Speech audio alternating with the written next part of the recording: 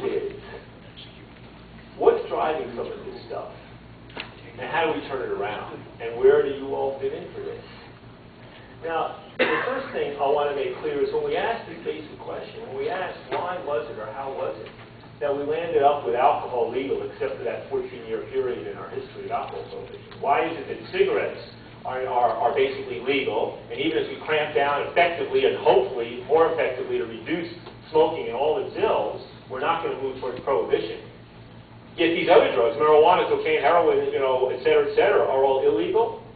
Is it because some early version of the National Academy of Science Institute of Medicine got together in the early part of the last century, and all the leading experts and scientists got together and say, well, we've concluded that, in fact, these drugs are very dangerous, and these drugs are not so dangerous, and therefore these ones won't be treated as a criminal issue except, but these ones will always be. Does anybody believe that that's what happened? No, of course not, right? And there never was. If you read the transcripts in 1914 of the Harrison Narcotics Act, read the transcripts of when they criminalized cannabis or other drugs in the state legislatures in the subsequent decades, you think you're reading a Monty Python routine. It is a mockery, right? You see the testimony of people from medical associations, you see the major, New York Times, elite news, you can't believe what you read.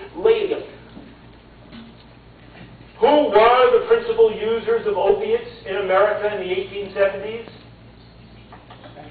Middle-aged women. By and large, middle-aged white women. Middle-aged white women.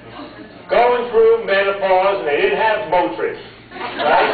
And they didn't have aspirin, and they didn't have Dare aspirin until 1898, and they didn't have penicillin, and they didn't have all sorts of other things. Bad sanitation, especially in the South. People had diarrhea all the time, and nothing like those opiates to keep it up. And it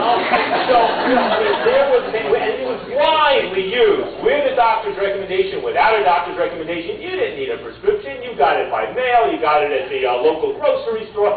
Divided in the form of laudanum. It might be administered in the form of morphine. Many people would take this stuff. They did it every single day. They didn't even know they were addicted in many respects, no more than we think of ourselves being addicted to coffee until for some reason there was a reduction in supply and they couldn't afford it. Then they would notice it again, kind of flu-like symptoms and shakes and all this sort of stuff. Or during the Civil War, when there was a cutoff in supply, people realized it. Right? Yes, were there people who overdosed? Yes, those were problems, right? Millions, hundreds of millions of parents all around the world, from England to America to Canada to India, what did they do with their baby who was teething? Took a little tiny bit of that laudanum and rubbed it on their lips, and it worked fantastically in 99.whatever%, and then there were always stupid, foolish, ignorant parents who gave too much, and you would have a few dozen fatalities around the world as a result of the maladministration of stuff. But by and large, the percentage of people consuming opiates for primarily medicinal, quasi-medicinal, whatever reasons, was probably greater then than it is now.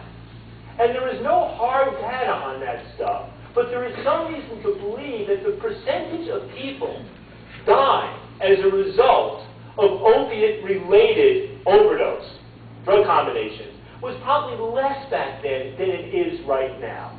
Right? When it was out, there was no control. There was no regulations. Right? They didn't have as great a diversity of all these opioid things. Right? But and nobody thought to make it illegal. Why? Because nobody thought to put grandma behind bars just because she was using something that some people had a moral objection to. Right? Now, however, when the Chinese started to show up, maybe in Montana, I know in Nevada, in California, working in the mines, in the railroads, working 80, 90, 100 hours a week, going back to their tents or their dormitories at the end of the night, maybe their opium den, smoking up a little opium pipe just like they had in the old country, just as they had for hundreds of years.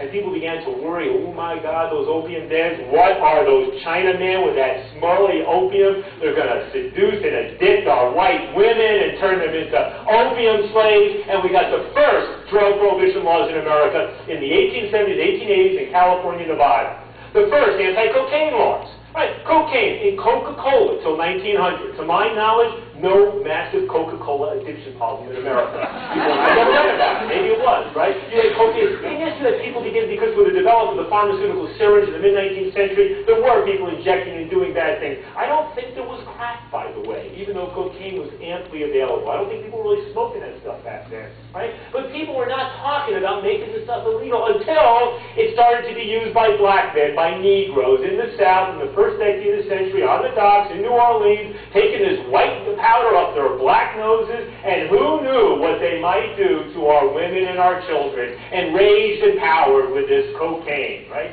That's when we got the first cocaine prohibition law. You read the stuff the New York Times, of all places, my favorite newspaper, wrote about this, and the racism just kind of leaking out the sides of the coverage of this stuff. The first anti-marijuana laws in the teens and the 20s. And I reckon that Mexican-Americans, Mexican migrants coming up, to the Southwest, the Midwest, taking good jobs from the good white people, going back home into the night, smoking up a little of that funny smelling, reefer cigarette, cucaracha, right? And black people started for these dark-skinned people smoking that funny thing and having a good time. And what might they do to our women and children? Let's make it illegal. First cannabis prohibition laws in the teens and the 20s at that time, spreading to the rest of the country, and then 1937 Congress does it as well.